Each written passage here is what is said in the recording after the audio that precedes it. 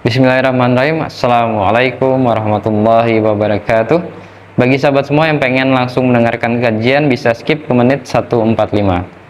Baiklah, bagaimana kabar sahabat semuanya? Semoga sehat walafiat dan selalu berada dalam lindungan Allah Subhanahu wa taala.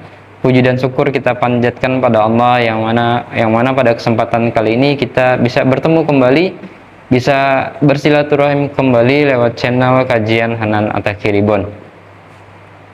Alhamdulillah, pada kesempatan kali ini pula channel Hanan Attaqi Reborn akan kembali menyajikan sebuah video kajian yang akan disampaikan oleh Ustadz kesayangan kita, Ustadz Hanan Attaqi.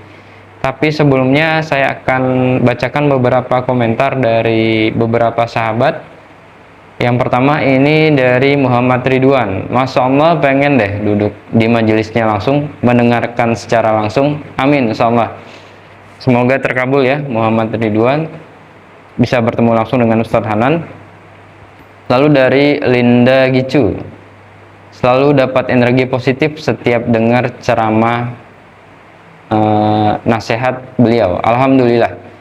Lalu dari Android 2, alhamdulillah ceramahnya ngena di hati, benar-benar mudah dipahami, sehat selalu Ustadz. Lalu ini dari Zayan Ammar, selalu adem dengarnya. Dari Ahmad Arif Saripudin, Masya Allah, tabarakallah, terima kasih banyak ilmunya Ustadz. Semoga Allah selalu meridhoi dan merahmati Ustadz dan tim. Alhamdulillah, amin amin ya rabbal alamin. Langsung saja kita dengarkan kajian dari Ustadz Hanan Attaqi. Selamat mendengarkan sahabat semua. Kita malam ini akan membahas tentang sifat munafik. Kenapa pembahasan tentang sifat munafik ini penting? Bukan soal menghindari sifat itu. Karena kalau menghindari sifat itu, mudah-mudahan buat kita mudah. Kita nggak pengen jadi orang munafik. Ada yang bercita-cita jadi munafik? Nggak mungkin ya. Bercita-cita jadi orang yang kufur kepada Allah juga lebih, na'udzubillah min dzalik. Dua-duanya bukan life goal siapapun di antara kita. Jadi tujuan kita membahas tentang sifat munafik bukan untuk sekedar terhindar dari sifat-sifat itu. Saya yakin di sini insya Allah nggak ada yang di dalam hatinya ada nifak, ada kemunafikan. Walaupun kita berusaha untuk terus menjaga diri agar terhindar dari sifat-sifat nifak atau kemunafikan. Dan kita membahas tema munafik juga bukan dalam rangka mau menjatuhkan satu orang ataupun satu golongan. Tetapi kita membahas sifat munafik yang lebih pentingnya adalah agar kita bisa menentukan sikap. Kita bisa menentukan sikap pribadi kita, siapa yang harus kita bela dan siapa yang harus kita hindari. Karena itu penting dalam kehidupan kita pribadi dan kehidupan kita berbangsa. Siapa yang kita harus bela dan siapa yang harus kita tinggalkan. Ini dalam kaidah syariah disebut dengan al-wala dan al-bara. Pernah dengar istilah itu? Wala dan bara. Wala dan bara dalam Islam itu termasuk pembahasan prinsip. Bukan masalah-masalah furu'iyah. Furu'iyah itu masalah tambahan dalam agama. Sehingga kalau dia pun berbeda satu dengan yang lain, tidak terlalu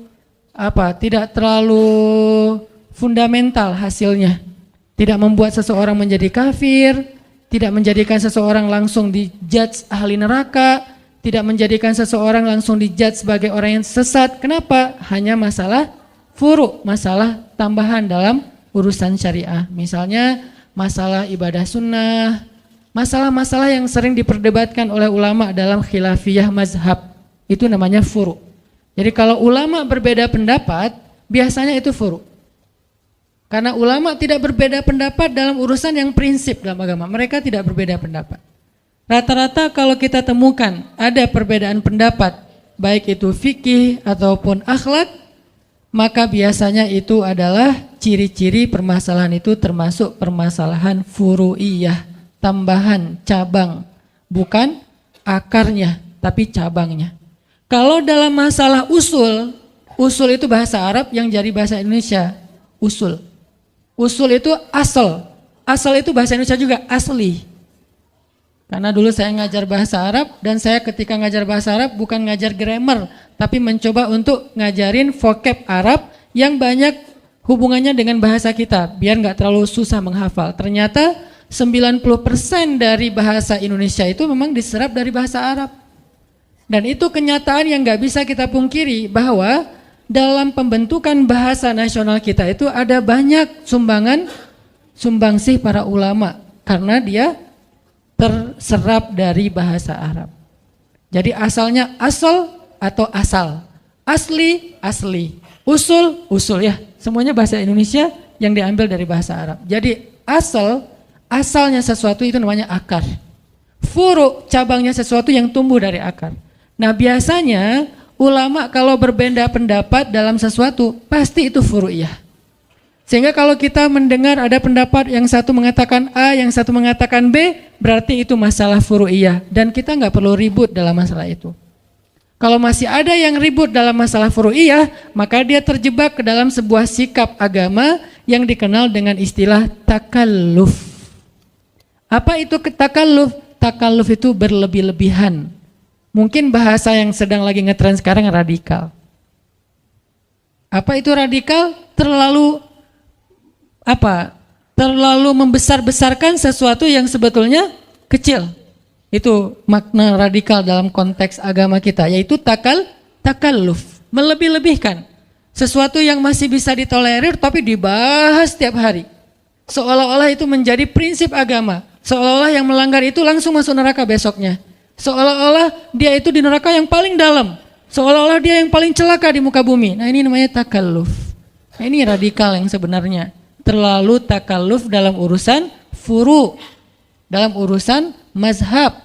Sehingga sikap kita dalam perbedaan mazhab adalah respect, no judgment, menghargai pendapat yang berbeda. Jadi malam ini kita akan membahas salah satu yang usul, yaitu masalah kemunafikan. Ini yang pertama sekali Allah ceritakan di Al-Quran ketika Allah membuka surat Al-Baqarah. Walaupun surat Al-Baqarah itu turunnya belakangan, tetapi ditaruhnya di depan. Langsung setelah Ummul Kitab. Seolah-olah Al-Baqarah itu anak pertama. Karena Al-Fatihah ibunya kan? Ibunya Al-Kitab. Maka anak pertamanya Al-Baqarah. Anak sulung nih. Dan yang paling panjang di Al-Quran. Tapi sebagian besarnya Madaniyah, turunnya di Madinah. Walaupun berangsur-angsur. Turunnya di Madinah, tapi kok ditaruh di awal? Saking pentingnya pembahasan yang ada di dalam surat Al-Baqarah. Sampai sebagian ulama mengatakan Al-Baqarah itu sepertiga syariah. Jadi siapa yang bisa mengamalkan surat Al-Baqarah, bukan menghafal, mengamalkan surat Al-Baqarah, dia sudah mengamalkan sepertiga dari agama. Jadi siapa yang bisa mengamalkan Al-Baqarah, maka dia sudah mengamalkan sepertiga dari agama. Dan tahukah kita bahwa Umar ibn Khattab itu mengamalkan surat Al-Baqarah butuh waktu 13 tahun. 13 tahun mengamalkan Al-Baqarah, bukan ngafal. Kalau ngafal buat mereka gampang. Bahkan di antara mereka ada yang ngafal 1 juz itu dengan sekali dengar langsung hafal. Berarti 1 jam 1 juz. Itu pemecah rekor paling dahsyat. 1 juz 1 jam. Kalau di zaman kita mungkin paling cepat 1 juz 1 hari. Itu juga udah jenius banget. Tapi sahabat menghafal 1 juz lebih 1 lembar, yaitu surat Al-An'am 1 jam. Sekali dengar. Dan 1 jam itu bukan hafalan pertama. Kalau di teman-teman teras tahfiz pasti ngerti lah. Hafalan pertama itu kan yang penting udah hafal, cuman gak lancar, belum bisa di store kan. Belum mutkin gitu. Itu sekali dengar 1 jam mutkin. Dan ukuran mutkinnya gak ada 1 huruf pun yang salah. Gak ada 1 huruf pun yang salah. Siapa dia? Abdullah ibnu Mas'ud. Yang mendengar surat Al-An'am diturunkan kepada Nabi, Nabi bacakan, dia dengar, sekali dengar langsung kata dia, ya Rasulullah saya sudah hafal. Kata Nabi, ya Abdullah coba kamu baca. Dibaca dalam keadaan menghafal, gak ada 1 huruf pun yang salah. Itu bukan mutkin lagi, udah copy paste itu. Kita kadang-kadang copy paste aja masih ada yang ketinggal, komanya, emotikonnya gak kebawa gitu kan ya. Ini benar-benar dahsyat. Ternyata bukan itu masalahnya. Kenapa Umar kok mengamalkan Al-Baqarah 13 tahun? Bukan soal hafalannya, bukan soal membacanya. Ngamalin 1 ayat demi 1 ayat sampai dawam. Butuh 13 tahun mengamalkan Al-Baqarah. Saking luar biasanya surat Al-Baqarah. Sehingga Allah Subhanahu wa taala menyebutkan dan meletakkan Al-Baqarah menjadi surat pertama setelah Al-Fatihah. Bisa dibilang dia adalah surat-surat pembuka di dalam Al-Quran. Lalu ketika kita membaca surat Al-Baqarah, maka prolog atau mukaddimah dari kepalanya surat Al-Baqarah, headline-nya surat Al-Baqarah itu adalah langsung Allah berbicara tentang 3 golongan manusia. Di awal kita buka Al-Baqarah langsung Allah bicara tentang 3 golongan manusia. Golongan pertama mukmin, ada di ayat 1 sampai 5. Berapa ayat? Cuman 5 ayat. Lebih efektifnya lagi 4 ayat, karena alif lam mim itu termasuk ayat mutasyabihat yang tidak ada yang tahu artinya selain Allah. 5 ayat berbicara tentang orang mukmin. Kemudian golongan kedua, orang yang kafir, artinya orang yang ingkar kepada Allah Subhanahu wa taala, enggak percaya dan tidak beriman. Berapa ayat? Cuman 2 ayat. Ayat 6 dan ayat 7. Beres itu Allah bicara tentang orang munafik dari ayat 8 sampai ayat 16. Berapa ayat? 9 ayat. Dari ayat 8 sampai ayat 16. 9 ayat bicara tentang orang munafik. Apakah sudah selesai? Belum. Sisanya Allah kasih contoh-contoh orang munafik di banyak ayat di Al-Baqarah, di banyak surat, di sisa-sisa surat yang lainnya. Dan kalau Allah udah bicara tentang orang munafik, kesan emosionalnya tuh kelihatan banget di ayatnya. Allah kalau bicara tentang orang kafir, kesannya flat. Kalau bicara tentang orang mukmin, rahmah. Allah tuh sayang banget sama mereka. Kalau Allah bicara tentang orang munafik, Allah itu kayak emosi banget tuh. Disebutin orang munafik tuh gini, kalian harus hati-hati ya, kalian harus hati-hati. Jadi Allah itu kayak khawatir banget kita terhadap perangai dan kejahatan orang munafik. Allah kalau bicara tentang orang kafir itu hanya bicara tentang surga neraka, bicara tentang kehancuran mereka. Tapi kalau bicara orang munafik, isinya adalah kalau kita mau bikin poinnya, wahai orang hamba-hambaku yang beriman, hati-hati sama mereka. Itu intinya. Makanya saking Allah pengen kita hati-hati dengan orang munafik, penjelasan orang munafik di Al-Quran itu tuh detail banget. Contohnya tuh banyak banget. Kenapa? Karena mereka lebih bahaya daripada orang-orang kafir dalam perangai, perilaku, gangguan, dan siasat mereka kepada orang yang beriman. Makanya kita diajarkan di Al-Quran bukan ayat tentang permusuhan. Ini bukan ayat perpecahan, ini bukan ayat permusuhan. Kalau kita menuduh bahwa membahas tentang munafik itu berarti memunculkan permusuhan, berarti kita menuduh Al-Quran memunculkan permusuhan. Padahal sebagian besar dari ayat Al-Quran itu banyak berkisah tentang orang munafik. Kenapa? Biar kita hati-hati. Biar kita menghindar, jangan sampai kita masuk golongan ini. Kenapa? Orang kafir itu masuk neraka, orang munafik jadi kayu bakarnya neraka.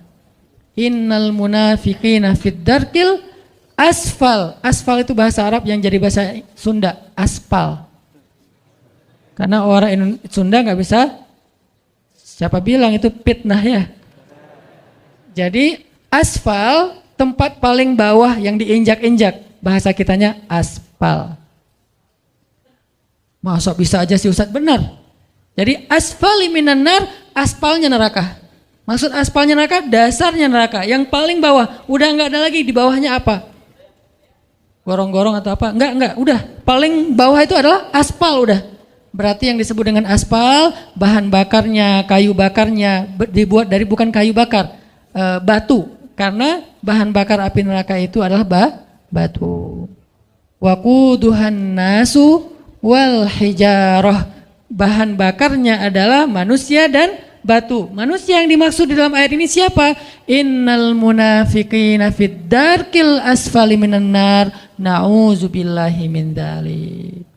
Ini sehingga tanpa kita sadari mungkin kita enggak termasuk orang munafik, tapi begitu kita berwala kepada orang munafik, membela orang munafik, berpihak sama orang munafik, mendukung kegiatan-kegiatan kemunafikan, maka kita masuk dalam golongan itu. Dan ini yang bahaya nih.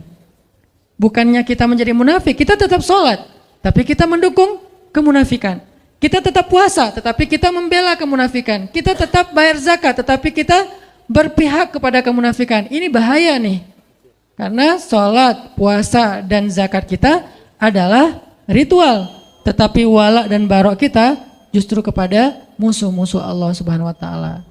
Jadi pembahasan kita pada malam ini bukan dalam rangka memecah belah, bukan dalam rangka menghasut, tetapi dalam rangka kita belajar dari Al-Quran agar kita terhindar. Siapa yang merasa dirinya mirip dengan ayat-ayat yang disebutkan, maka tubu ilallah, bertaubatlah segera. Siapa yang merasa tidak mirip, kayaknya bukan saya deh, maka hati-hati supaya kita jangan sampai mendukung orang-orang yang seperti ini. Cuman seperti itu sederhananya moral of the story dari pembahasan tentang al-munafik atau al-munafikun. Jadi dalam konteks Islam kita nggak boleh berpihak kepada orang munafik. Tapi kalau kita kasihan kepada dia secara manusiawi, itu sangat boleh, bukan hanya boleh, harus. Jadi kita harus bedakan mana sifat kita sebagai sesama manusia, mana sikap kita dalam urusan agama, itu beda. Kalau konteksnya kemanusiaan, itu universal. Kita tuh berbuat baik, nggak boleh ngelihat agama. Mau dia muslim, mau non muslim, mau dia munafik, mau dia mukmin, mau dia orang baik, mau dia orang jahat. Kita kalau dalam urusan kemanusiaan, maka hak dan kewajibannya sama. Ketika kita ngelihat misalnya ada mantan perampok yang belum bertaubat, berarti bukan mantan ya, perampok lah ya, belum bertaubat, atau penjahat belum bertaubat. Kemudian dia sakit yang parah, terus tergeletak di jalan, nggak ada yang mau menolong dia. Lalu kita lewat dan kita mampu menolong kita, maka di dalam konteks ini kita wajib untuk menolong dia. Terserah dia seorang penjahat, dia seorang ahli maksiat, bahkan dia orang yang musyrik kepada Allah, orang yang tidak beriman kepada Allah. Karena konteksnya di sini adalah konteks kemanusiaan, nggak ngelihat agama, apalagi ngelihat negara ya. Agama aja nggak boleh jadi sekat kalau dalam konteks kemanusiaan, apalagi negara. Jadi kalau kita bicara Palestina, Suriah, mentang-mentang di sana mayoritasnya Muslim terus jadi nggak ditolong? Enggak.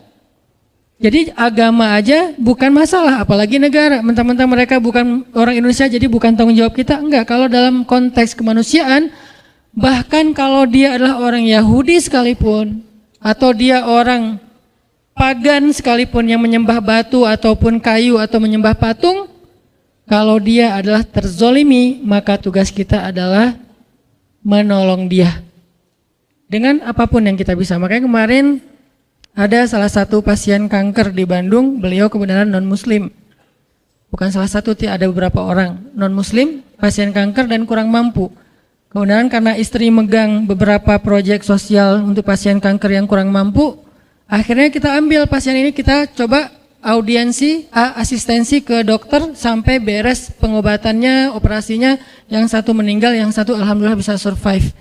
Dan kita nggak mempertanyakan, wah ini kayaknya non muslim nggak usah ditolong, kayaknya kalau ditolong nggak ada pahala. Pahalanya sama, mau dia muslim mau non muslim, pahala menolong dia adalah sama karena dia manusia dalam konteks kemanusiaan universal.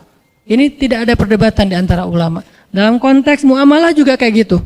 Kaidahnya adalah tidak ada kezoliman. Konteks muamalah misalnya jual beli, kita bekerja di sebuah perusahaan yang di situ tuh ada muslim ada non muslim, maka ini universal dengan syarat tidak mengganggu batasan-batasan syariah agama kita. Kalau itu terganggu maka nanti akan ada pengecualian. Misalnya kita nggak dibolehin pakai hijab di situ, pasti ada pengecualian. Misalnya kita di situ dipaksa untuk minum khamar seperti yang kerja di Jepang misalnya.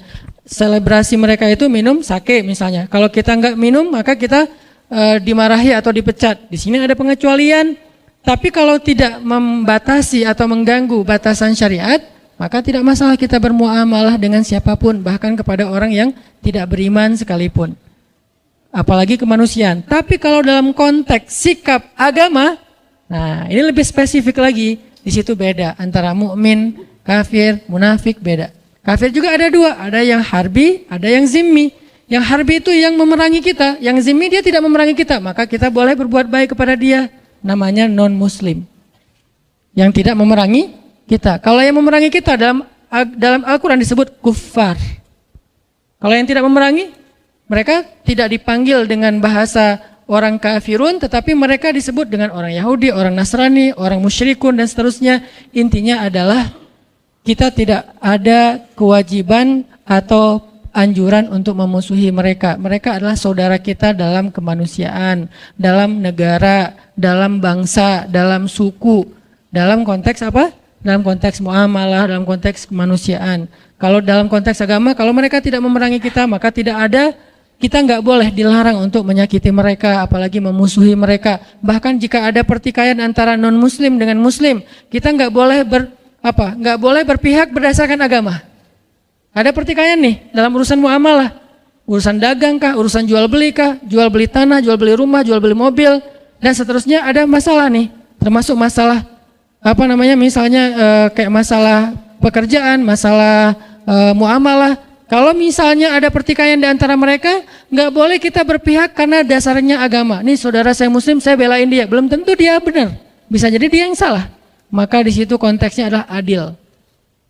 Nggak boleh gara-gara kita beda agama terus kita bersikap zolim. Kalau dia beda agama dengan kita tapi dia konteksnya di situ korban, maka kita harus membela dia, bahkan terhadap saudara kita yang sama-sama muslim, kalau ternyata saudara yang muslim itu adalah justru yang zalim. Jadi inilah konsep adilnya Islam. Dan di sini kita juga belajar tentang bab wala dan barok dalam contoh-contoh yang sederhana. Jadi nggak boleh mentang-mentang pokoknya belain aja yang namanya muslim, kita harus bela. Enggak. Unsur akhaka zaliman au mazluman. Tolonglah saudara kamu dalam keadaan zalim atau terzolimi. Ini maksudnya apa nih? Kan kita harus nolongin saudara kita Ustaz, walaupun dia zalim. Menolong saudara kita yang zalim artinya hindarkan dia dari kezaliman. Kalau dia udah terlanjur melakukan kezaliman, maka tegakkanlah keadilan. Wa'adilu wa aqrabu littaqwa. Bersikap adillah karena dia yang paling dekat kepada ketakwaan. Bahkan kepada orang yang kita benci kita harus bersifat adil, fair, bahasa sederhananya. Kayak gimana? Kita nggak suka dengan satu kelompok.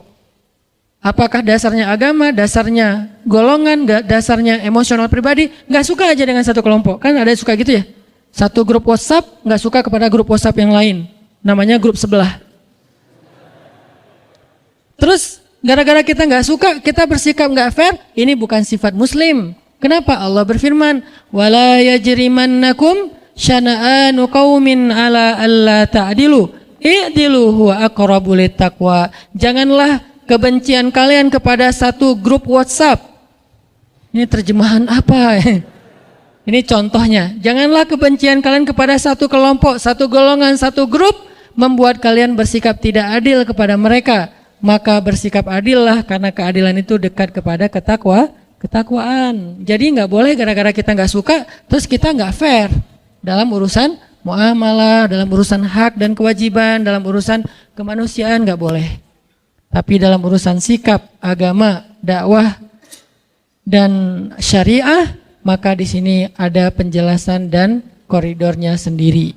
Yang akan kita bahas hari ini adalah sikap kita yang berkaitan dengan pembelaan kita terhadap agama, menegakkan agama Allah Subhanahu wa taala. Dan hal yang perlu kita pahami yang akhir-akhir ini mulai agak dikhawatirkan, ditakut-takuti sehingga kita jadi resah, menegakkan agama itu bukan berarti meruntuhkan negara. Sejak kapan agama dan negara itu kontradiktif? Sejak kapan? Gara-gara kita menegakkan agama lantas meruntuhkan negara? Nggak mungkin. Kalau dia meruntuhkan negara berarti dia meruntuhkan agama. Itu satu paket. Kalau dia meruntuhkan negara, memecah belah negara berarti dia memecah belah umat, memecah belah agama, meruntuhkan agama. Sama itu. Dan kalau dia menegakkan agama, maka dia menegakkan negara. Karena satu paket, nggak bisa dipisahkan. Siapa yang berbuat rusak di muka bumi, maka dia telah melanggar ayat Allah Subhanahu wa taala, yufsiduna fil ard. Mereka merusak di muka bumi, walakin la yash'urun. Cuman mereka nggak ngerasa. Jadi Allah menyuruh kita untuk islah, memperbaiki, imarah, membangun, bukan justru merusak. Jadi nggak mungkin orang yang pengen menerapkan agama dalam konteks pribadinya berarti jadi masalah dalam sebuah tatanan negara, itu nggak mungkin. Kalau dia memahami agama itu secara komprehensif, bukan parsial. Tapi kalau dia memahami agama secara parsial, mungkin aja. Maka solusinya adalah apa? Pelajari agama secara lebih dalam, bukan dihindarkan dari belajar agama ya. Kalau kita dilarang untuk belajar agama, berarti kita dibiarkan untuk awam tentang kebenaran. Ketika kita nggak ngerti tentang konsep kebenaran, maka kita akan bisa saja menjadi masalah dalam sebuah lingkungan, masyarakat dan bangsa. Justru kita nggak mau itu terjadi. Belajarlah agama supaya punya konsep kebenaran. Dan konsep kebenaran agama, apalagi Islam, adalah konsep yang sangat rahmatan lil alamin. Lalu apa yang membuat orang takut belajar Islam? Kalau setelah belajar Islam dia menjadi rahmah bagi alam semesta, Sekarang kita buat program dakwah lingkungan, yaitu dengan less waste. Itu adalah syariat Islam. Jangan berpikir less waste itu hanya masalah isu lingkungan, isu climate change dan segala macam. Bukan, ini bukan masalah lingkungan, bukan masalah alam, bukan masalah ozon, ini masalah agama. Sehingga ketika ini saya coba presentasikan kepada para ustadz-ustadz bangun negeri, mereka semuanya sepakat ini tuh masalah agama. Lalu saya tanya, kenapa dakwah nggak pernah mengangkat isu ini? Oh ya, kita baru ngeh sekarang. Ya udah yuk kita angkat isu ini, isu lingkungan. Biar orang lihat Islam itu bukan cuma narasi ibadah. Islam itu bukan cuma sholat 5 waktu, walaupun itu wajib dan tidak ada perdebatan tentangnya. Tetapi dia belum komprehensif, dia masih parsial. Terlalu zoom in-nya kedekatan. Coba zoom out lagi deh. Ketika kita zoom out tentang Islam, kita akan melihat hal-hal yang lain yang luar biasa tentang Islam. Makanya kalau kita pengen menjadi solusi bagi bangsa, pengen jadi kebaikan bagi bangsa, bahkan bagi manusia, bahkan bagi alam semesta, maka belajarlah agama. Makanya kita perlu belajar tentang sifat munafik agar kita tidak terjebak di dalam sifat ini. Saya nggak tahu, mungkin suatu saat di antara teman-teman yang hadir sekarang akan jadi pejabat kah suatu hari nanti? Akan jadi seorang penguasa kah? Mungkin di sini ada yang calon presiden tahun 2000 sekian yang kita nggak tahu ya. Tiba-tiba presiden 2050. Ustadz, saya dulu mah jamaah latif. Wah, Masya Allah ya. Kan kita nggak ngerti kan? Jadi ketika nanti antum diberikan amanah kekuasaan oleh Allah, baik itu dalam bentuk jabatan maupun dalam bentuk eksistensi di tengah-tengah masyarakat, public figure, maka kita jangan sampai tanpa sadar terjebak mengambil sikap orang munafik, dan itu bahaya banget. Dan saya yakin semua kita akan jadi pemimpin, terutama yang di depan, minimal pemimpinnya si dia. Ya. Alhamdulillah, itulah tadi pembahasan dari Ustadz Hanan Al-Attaqi. Mudah-mudahan bermanfaat buat kita semua dan bisa kita amalkan dalam kehidupan sehari-hari. Semoga Allah selalu memberikan kemudahan bagi kita semua untuk menjalankan perintahnya dan menjauhi semua larangannya. Seperti biasa, mari kita tutup dengan doa kafaratul majelis yang hadisnya berbunyi dari Abu Hurairah radhiyallahu anhu, berkata Rasulullah sallallahu alaihi wasallam bersabda, barang siapa yang berada pada suatu majelis, kemudian pada majelis tersebut terdapat banyak perkataan yang tidak berguna, lalu sebelum beranjak meninggalkan majelis mengatakan hal yang ini, yaitu kafaratul majelis, kecuali telah diampuni baginya apa yang ada pada majelis tersebut. Hadis riwayat Tirmizi. Mari kita sama-sama bacakan sahabat semua. Bismillahirrahmanirrahim. Subhanakallahumma wa bihamdika asyhadu alla ilaha illa anta astaghfiruka wa atubu ilaik. Yang artinya, Maha suci Engkau ya Allah, dan dengan memujimu aku bersaksi bahwa tiada Tuhan selain Engkau, aku mohon ampunanmu dan aku bertaubat kepadamu. Baiklah sahabat semua, terima kasih telah sudi mendengarkan sampai dengan selesai.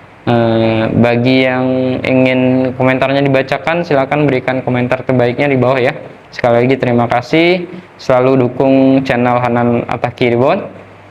Wassalamualaikum warahmatullahi wabarakatuh.